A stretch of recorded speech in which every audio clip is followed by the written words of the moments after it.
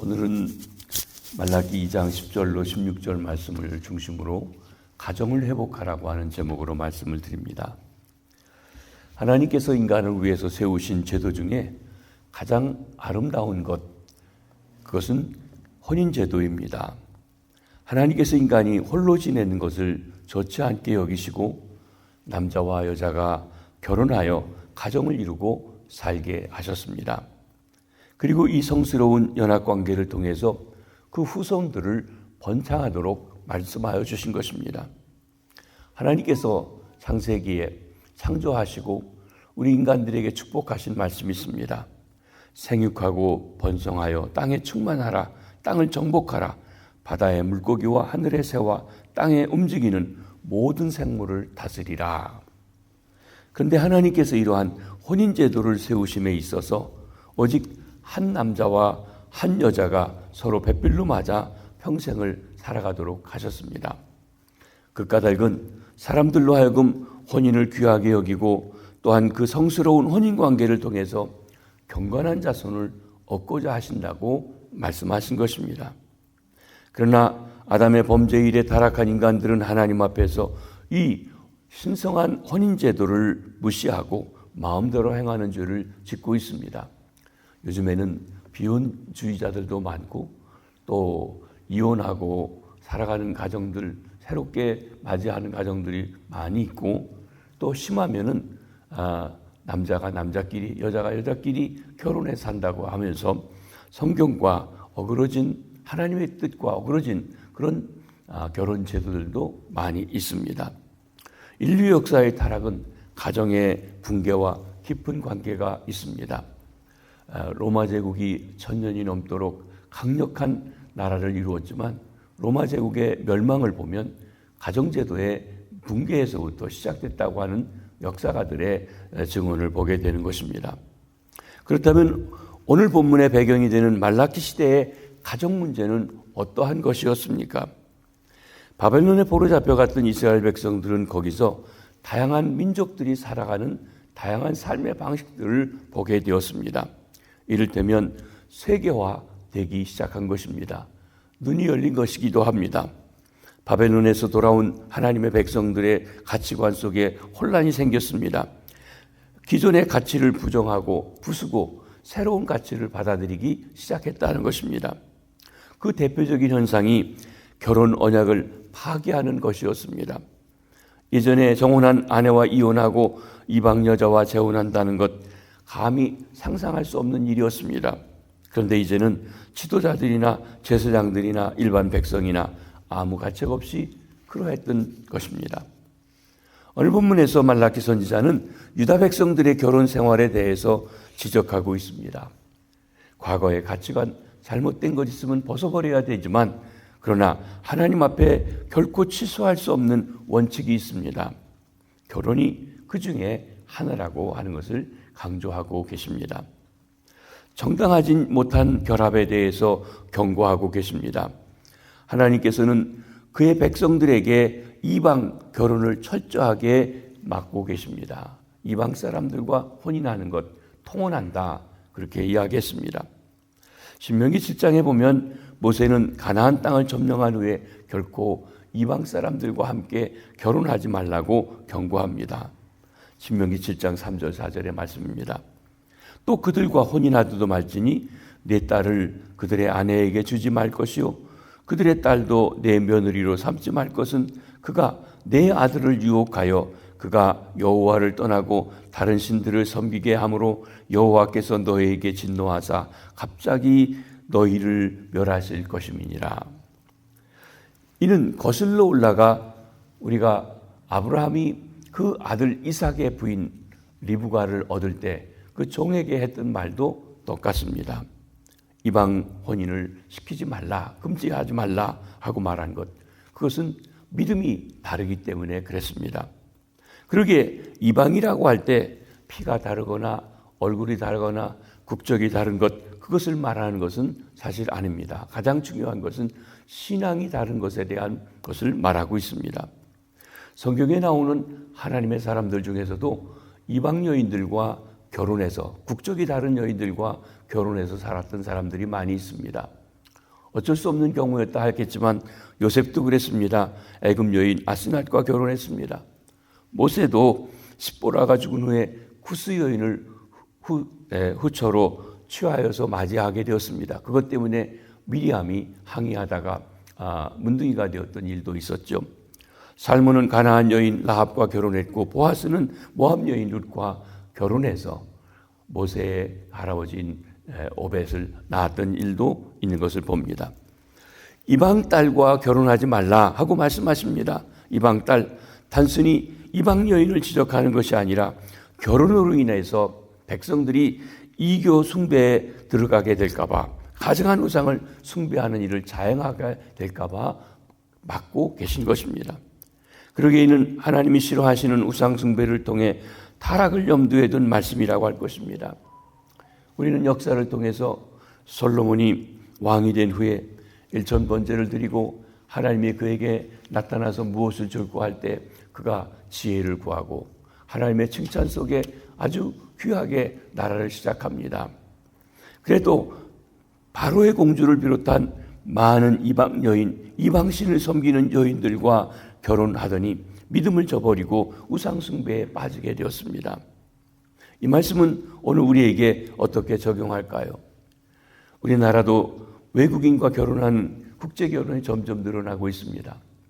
저희들도 이렇게 보니까 외국에서 자녀들이 낳고 자라면서 보니까 한국 사람하고 결혼한다. 아주 쉽지 않은 걸 봅니다. 많은 경우에 외국인들하고 결혼한다고 하는 것입니다. 그러면 이 반문 말씀이 외국인과 얼굴색이 다른 사람과 결혼하지 말라는 말씀일까요? 성경적인 의미는 사실은 그것은 아니라고 하는 것입니다. 신앙이 다른 사람과 결혼하지 말라고 하는 말씀으로 우리가 보아야 할 것입니다. 그러면 이방 결혼은 어떤 것이며 어떤 결과를 초래하기 때문에 결혼하지 말라고 합니까? 하나는 거짓을 행하는 것이라고 5절에 말합니다. 오늘 우리가 본 본문 말씀 말라기 2장 10절로 16절에 결혼과 이혼을 통해서 거짓을 행하는 것이란 말이 5번이나 거듭거듭 나타나고 있습니다. 이혼하는 것, 또 이혼 결혼을 통해서 하나님을 떠나는 것, 거짓을 행하는 것이라고 말씀합니다. 말라기 당시에 바벨론에서 돌아온 유다 백성들은 이방 여인들의 육체적인 아름다움을 알게 되면서 유다 여자들을 버리고 그들과 이방 여인들과 결혼하기 시작했습니다. 하나님 앞에 두 종류의 사람들이 있다고 하겠죠. 하나는 육체적인 정욕을 위해 사는 사람입니다.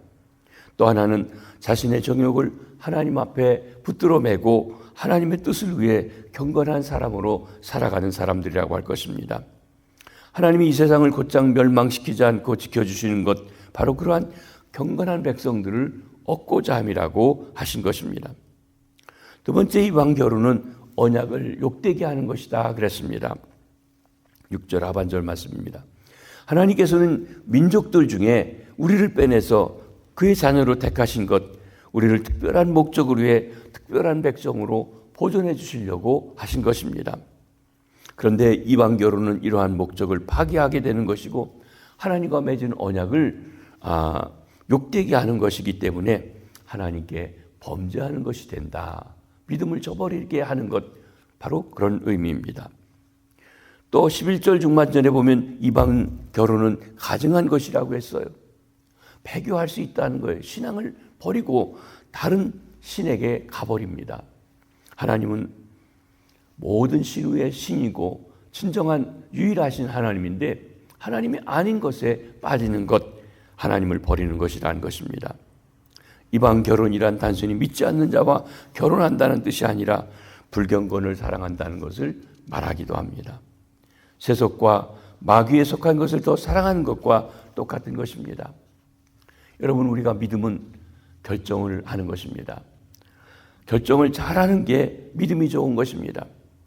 믿음은 좋은 것을, 믿음이 좋다고 하는 것, 주님 뜻대로 주님이 기뻐하시는 것을 결정하는 것입니다. 보통 때 말로는 믿음이 좋다고 하고 신앙생활을 잘하는 것 같은 하는데 어떤 결정을 할 때 잘못된 결정을 내리고 세상적인 것을 하고 하나님께서 기뻐하시지 않는 것을 결정한다고 하는 것은 믿음이 좋지 않았다는 것을 말해주는 것이기도 합니다. 믿음, 어떤 그 결정할 때 그것이 어떤 건지를 나타내 보여준다는 것입니다. 넷째로 이방 결혼은 성결을 욕되게 하는 것이라고 했어요. 신앙의 순수성을 잃게 하는 것입니다. 여호와 하나님이 사랑하시는 성결을 욕되게 할 수 있다고 했습니다. 하나님은 내가 거룩하니 너희도 거룩하라고 말씀하시죠. 결국 이방 결혼을 한다는 데에는 믿음을 떠날 수도 있다는 것이 숨겨져 있습니다. 그래서 그 결과 어떠합니까? 13절에 말씀합니다. 너희가 이런 일을 행하나니 곧 눈물과 울음과 탄식으로 여호와의 제단을 가리게 하는도다. 이방 결혼을 통해서 어떤 일이 결과적으로 남게 되냐면 눈물과 울음과 탄식이 남는 일들이 생겨질 수 있기 때문에 그런 것입니다. 결국 하나님의 제단에 나가지 못하게 됩니다. 여러분, 이것의 가장 좋은 예가 누구입니까? 솔로몬입니다. 솔로몬같이 지혜롭고 믿음이 좋고 한때는 그랬던 분이 어디 있습니까? 그런데 그가 이방 여인에게서 마음을 빼앗기고 우상을 숭배하는 일을 하기까지 했다는 것이 교훈인 것입니다. 그러면 이방 결혼에 대해서, 통혼에 대해서 항변이 있을 수 있습니다. 결혼해서 그 사람을 믿게 하면 되지 않습니까? 그렇습니다. 남편을 믿게 하면 됩니다. 제가 목회하면서 보니까 믿지 않는 남편하고 결혼해서 그를 믿게 해서 장로도 되게 하고 했던 사람들도 있는 거 봅니다. 그런데 오늘날 우리가 구원의 역사에 대한 것을 보게 되면 구원은 내가 애쓰고 노력한다고 되지 않는 것을 봅니다. 어떤 사람은요, 남자와 남편하고 결혼하고 그 남편이 다 사람이 참 좋아요. 교회 앞까지 데려다 줘요. 그런데 교회 안에는 안 들어오시는 분도 봤어요. 평생 그 남편 하나 때문에 신앙에 있어서 고생하고 있는 그런 모습들도 있다는 것입니다. 내가 노력한다고 안 되는 경우가 사람을 구원한다고 하는 일입니다. 그러기에 결혼하기 전에 믿음의 사람으로 만들어야 됩니다. 결혼하기 전에 말을 잘 들을 때 그때 믿도록 하는 것입니다. 따라서 상대방이 결혼한 후에는 내 말을 듣기는커녕 오히려 있던 믿음마저도 떠날 수가 있습니다. 예가 아까도 말씀드린 솔로몬이라고 하는 그런 예가 있습니다. 또 이런 주장도 할 것입니다. 하나님께서 우리에게 가정을 주실 때 기쁘고 행복하게 살라고 축복으로 주신 것이지, 여러분, 배우자 하나를 구원하기 위해서 평생 살아야 하는 선교주로 살라고 하신 것이 아니라는 것입니다. 여러분, 부부가 함께 주님을 섬기는 것이지 그 한 사람을 구원하기 위해서 평생 애쓰고 수고하는 것이 가정은 아니라고 하는 것을 말씀합니다. 그런데 우리 생각대로 믿지 않는 사람이 좋아서 결혼하겠다고 하고 하겠다고 하면, 또 믿겠다고 하면 우리가 결혼하고 시키고 자녀들 경우에 보면 그렇게 살아가는데 그게 순조롭지 않고 순탄하지 않은 경우들을 많이 본다는 것이에요. 각오가 해야 될 일이기도 합니다. 그러면 정당하지 못하게 갈라서는 것에 대한 경고도 하나님께서 합니다. 이혼에 대한 경고입니다. 이스라엘 백성들이 통혼, 자본을 할 뿐만 아니라 자기 아내를, 결혼한 아내를 버리는 일까지 있게 되었습니다. 하나님이 짝지어 주신 것을 사람이 나누지 못할 것이라. 우리 주님께서 마태복음 9장 4절로 6절 말씀에 창세기 있는 말씀을 인용해서 말씀하신 것이 있습니다. 예수께서 이르시되 지으신 이가 본래 그들을 남자와 여자로 지으시고 말씀하시기를 그러므로 사람이 그 부모를 떠나 아내에게 합하여 그 둘이 한 몸이 될지니라 하신 것을 읽지 못하였느냐. 그런즉 이제 둘이 아니요 한 몸이니 그러므로 하나님이 짝지어 주신 것을 사람이 나누지 못할 것이니라. 결혼은 평생 깰 수 없는 견고한 언약 관계입니다. 하나님은 사람과 남자와 여자를 똑같이 하나님의 형상대로 창조하시고 결혼을 통해서 그 아름다움 형상을 드러나게 하셨습니다. 남자에게 먼저 지으시고 모든 동물들과 잘 지내게 하셨는데 짝이 없어서 그가 외로운 것을 보시고 잠들게 하시고 그의 뼈를 취하여서 여자를 만드셨다라고 이야기했습니다. 한 몸이요, 뼈 중에 뼈요, 살 중에 살이다. 즉 한번 결합하면 분리할 수 없다. 분리하는 것은 몸을 해체하는 것과 같은 고통과 아픔이 있다고 하는 것을 말해주는 것입니다. 여러분, 그런데 여자가 어머니가 다르듯이 남자와 남편이 다릅니다. 남자로 태어났다고 누구나 남편이 될 수 있는 것은 아닙니다. 남편이 되려는 사람은 자기의 기존 생활 방식이나 사고 방식이나 부모와의 관계가 바뀌어야 됩니다. 사람이 남자를 떠나 부모를 떠나 여자와 아빠의 한 몸이 된다. 결혼에 대한 말씀입니다. 여러분, 부모님과의 관계가 새로워지고 아내와의 관계가 새롭게 언약의 관계로 되어지는 것입니다. 남편은 어머니가 자신을 대하던 방식으로 아내를 대할 각오를 해야 합니다. 어머니는 자기 몸으로 아들을 낳았기 때문에 아들을 남으로 생각하지 않고 자신의 분신과 같이 아끼고 사랑하는 것입니다. 그처럼 남편도 배를 가르고 뼈를 꺼내는 수술 후에 만난 아내를 자신의 분신처럼 생각하고 그의 육체적인 필요와 정신적인 필요를 채워주는 것입니다. 그의 눈에서 눈물이 흐르지 않도록 보호하고 돌보아주는 것입니다. 한번 결혼한 부부는 분리될 수가 없습니다. 그 부부 관계를 분리시키는 것, 서로 칼을 베고 그 수술하는 것과 같이 힘들고 어렵고 아프고 고통의 시간들이라는 것이에요. 우리 주변에 목회하면서도 보면 이혼한 가정들이 있습니다. 어쩌면 이혼할 수밖에 없는 그런 상황들, 이혼하는 것이 차라리 나은 그런 상황들도 있다고 하는 것을 인정합니다. 그런데 얼마나 힘들고 아프고 고통스러운지요. 이혼은 한 몸이 둘로 나누어지는 고통의 일이라고 하는 것을 말씀하는 것입니다. 물론 성경에도 이혼을 허락한 듯한 말씀들이 있는 것을 보게 됩니다. 대표적인 것이 신명기 24장 1절에 나오는 모세가 이혼 증서를 써주라고 한 말씀이 있습니다. 사람이 아내를 맞이하여 데려온 후에 그에게 수치되는 일이 있음을 발견하고 그를 기뻐하지 아니하면 이혼 증서를 써서 그의 손에 주고 그를 자기 집에서 내보낼 것이요. 여기 유대인의 결혼은 평생의 언약이라고 맺어졌습니다. 그런데 본절에 보면 이혼이 허락됐다고 하는 것입니다. 거기 뭐라고 했습니까?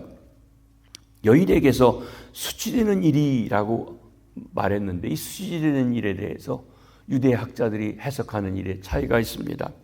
샴마의 학파는 가늠한 경우로 보는 것이고 또 힐렐 학파는 남편이 불쾌하게 느끼는 어떤 상황도 이혼이 허락된다고 했던 것입니다. 예를 들면 여자가 요리를 못한다. 불을 제대로 관리하지 못해서 꺼뜨렸다. 아내보다 더 마음 드는 여자를 만났었다. 그러면 이혼할 수 있다. 이혼 절차도 간단해요. 너가 수치되는 일을 발견해서 마음에 안 드니 오늘부터 이혼이라고 내보내면 됐던 것입니다. 즉 엄격한 가부장적인 사회에서 여성의 지위가 약할 때 남자가 일방적으로 자기 마음대로 마음에 안 든다고 내보내고 아내를 내쫓게 하는 일, 그런 악한 일들이 일어날 수 있었습니다. 이에 대해서 예수님께서도 언급하신 것이 아까 보았던 말씀과 함께 마태복음 5장 31절로 32절에 말씀하십니다. 또 일렀으되 누구든지 아내를 버리려거든 이혼 증서를 줄 것이라 하였으나 나는 너에게 이르노니 누구든지 음행한 이유 없이 아내를 버리면 이는 그로 간음하게 하며 누구든지 버림받은 여자와 장가드는 자도 간음함이니라. 예수님께서 모세에게 말한 수치되는 것, 여자에게 수치되는 것이 있다고 하는 그 수치되는 것을 간음한 경우에 제한해서 보고 계십니다. 그때 이혼할 수 있다, 아내를 버릴 수 있다고 했습니다. 그런데 문맥을 통해서 보면 이혼하라고 권장하는 것이 아니라 그를 용서하고 살 수 있으면 살라고 하는 쪽으로 더 강조해서 말씀합니다. 그러나 가능성에 대해서 말씀하신 것도 사실입니다. 고린도전서 7장에 사도 바울이 결혼에 대한 이야기를 하는 중에 믿지 않는 배우자가 신앙 때문에 너 예수 믿는 것 때문에 나 너랑 도저히 못 살겠다고 하면 이혼해 주라고 한 말씀이 나옵니다. 그러나 그 경우에도 그 배우자가 이혼하기를 원치 아니하면 믿지 않는 배우자와 함께 살라는 거예요. 그리고 그 애가 구원받을 수 있는 가능성이 있지 않느냐라고 하면서 살라고 말씀하셨던 것입니다. 그렇다면 오늘 본문 말라기서의 본문이 주는 가르침은 무엇입니까? 먼저 하나님께서 일남일녀의 결합을 의도하셨음을 강조합니다. 15절입니다. 그에게는 영이 충만하였으나 오직 하나를 만들지 아니하였느냐. 여러분, 하나님은 무한한 창조 능력이 계세요. 하나님께서 남자 아담과 함께할 여자를 많이 지으실 수도 있습니다. 그런데 한 남자와 한 여자가 만나 살도록 정해주셨습니다. 이는 남편에게는 결혼의 신적인 권위와 이혼의 불법성을 가르쳐 주시는 것입니다. 하나님은 일남일녀의 결혼을 원하고 계신 것입니다. 두 번째, 이 15절 중반절에 보면 어찌하여 하나만 만드셨느냐, 이는 경건한 자손을 얻고자 하심이라. 여러분, 이방 사람과 통혼하는 것, 또 결혼했던 사람과 이혼하는 것을 금하신 하나님의 목적은 경건한 자손을 얻고자 함이라고 했습니다. 하나님을 두려워하고 경외하며 그 뜻에 합당한 삶을 살아가는 경건한 삶을 얻고 경건한 자손을 얻고자 함이라고 한 것입니다. 통혼과 이혼으로 인해 자녀들이 큰 고통을 살아가고 있습니다. 요즘 우리 주변에서 나오는 이야기가 있습니다. 여보, 내 아들이 당신 딸과 함께 우리 아들을 못 살게 굴어요. 무슨 말인 줄 아십니까? 남편이 데려온 자녀가 있고 아내가 데려온 자녀가 있고 둘 사이에 낳은 자녀가 있어서 당신 아들이 우리 딸과 함께 내 딸과 함께 우리 아들을 괴롭히고 있다. 그런 일들이 우리 사회에 일어나고 있다고 하는 것을 말해주고 있다고 하는 것입니다. 부모의 이혼으로 인해서 자녀들이 얼마나 고통을 당하고 갈등하고 방황하고 심지어 삶을 포기하고 방종하며 아무렇게나 결혼하고 그렇게 살아가는 일들이 반복되어 가는지 아픈 일들이 있습니다.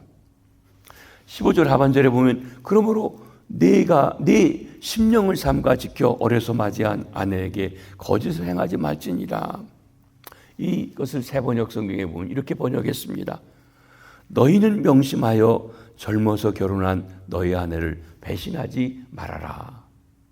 그 말씀이 좀 더 분명하게 우리에게 다가옵니다. 어려서 맞이한 아내, 두 가지 해석이 가능합니다. 하나는 정략적인 결혼의 희생자라 할지라도 라고 하는 뜻입니다. 우리 옛적에 보면 우리 의사하고 상관없이 부모들이 결혼시켜주는 경우가 있습니다. 그런 경우라고 할지라도 가부장적인 사회에서 아버지의 권위로 말미암아 정략적으로 어찌할 수 없이 결혼했다 할지라도 그 관계를 소중히 여기라고 말씀하십니다. 두 번째로 섣부른 어린 시절에 잘못된 선택이라 할지라도 하는 뜻입니다. 본인의 의사로 결정을 했지만 어렵기 때문에 바람직하지 못한 현명하지 못한 판단을 했을지라도 그 결정을 소중하게 여기고 약속을 언약을 지키라고 하십니다. 하나님은 어떤 경우에든지 혼인의 언약을 소중하게 여기시는 것입니다. 하나님은 16절에 보면 이혼을 싫어하신다고 그랬어요. 미워하신다고 그랬어요. 이스라엘의 하나님 여호와가 이르노니 나는 이혼하는 것과 옷으로 학대를 가리는 자를 미워하노라. 만군의 여호와의 말이니라. 그러므로 너의 심령을 삼가 지켜 거짓을 행하지 말지니라. 성경대로 하면 이혼하지 말아야 됩니다. 혹 이혼하셨다면 하나님이 미워하시는 부분에 대해서 회개해야 합니다. 목회하다 보면 이혼하는 게 더 행복한 경우가 있습니다. 지금도 제가 이렇게 잊지 못하는 사람이 있는데 이분이 상담하면서 목사님, 그 가정을 보니까 남편이 도박에 빠져서 너무 힘들고 어려운 거예요. 이혼해도 좋다고 한마디만 해달라는 거예요. 이혼하겠다고. 그 얘기는 못했습니다. 그랬는데 결국 이혼했는데 이혼하니까 오히려 편하다는 거예요. 참 많은 경우, 일일이 지금 얘기할 수 없는 그런 경우들도 없지 않아 있다고 하는 것을 봅니다. 그럼에도 불구하고 하나님께서는 이혼하는 것을 미워한다는 것입니다. 회복을 위해 기도하라고 하십니다. 특별히 이혼한 이를 통해서 고통당하는 자녀들을 위해서 기도해야 합니다. 나아가 하나님은 그런 죄인들의 헌물을 받지 않겠다고 했습니다. 이방 여인과 동혼으로 이혼당한 이스라엘 아내들과 가정폭력으로 학대당하는 여인들이 하나님께 눈물과 탄식으로 한 맺힌 기도를 드리고 있기 때문에 그 장면을 보고 계시는 하나님께서 그들에게 헌물만 가져온다고 해서 기뻐 받으시지 아니한다고 말씀하는 것입니다. 다시는 너의 봉헌물을 돌보지도 아니하며 그것을 너희 손에 가까이 받지도 아니하리라 하십니다. 그러자 폭력을 행한 배우자가 하나님께 반문합니다. 어찌 됨이니까? 그러한 패역한 범죄하고도 아직도 자신의 죄를 깨닫지 못하는 영적인 마비 상태와 무지함을 말씀해 주고 있습니다. 그들은 악을 행하면서도 하나님의 은혜와 축복을 구하는 형식적이고 외국적인 신앙을 가진 사람이라고 할 것입니다. 말씀을 정리합니다. 결혼은 언약입니다. 언약을 맺을 때 잘 바로 맺어야 합니다.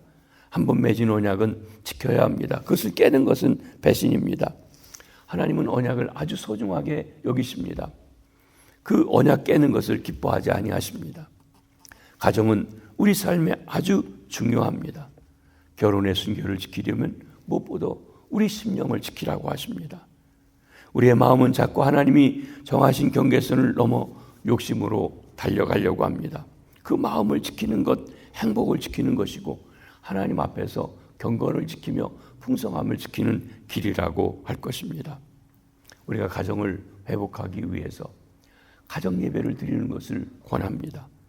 부부간에 먼저 믿음 안에서 화목하는 것을 자녀들에게 보여주는 것이 가장 최고의 선물이라고 할 것입니다.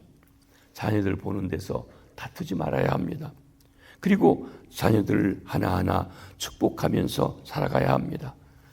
자녀를 축복해 주는 것, 부모가 자녀를 축복해 주는 것 의무이기도 하며 축복해 주면 축복된 자녀가 되어집니다. 가정이 건강하게 회복되어 하나님의 역사를 이루어가는 우리 성도님들 가정이 다 되시기를 주님의 이름으로 축복합니다. 기도하겠습니다. 주님, 우리들에게 가정을 주셨고 또 우리 자녀들도 가정을 이루며 행복한 삶을 살고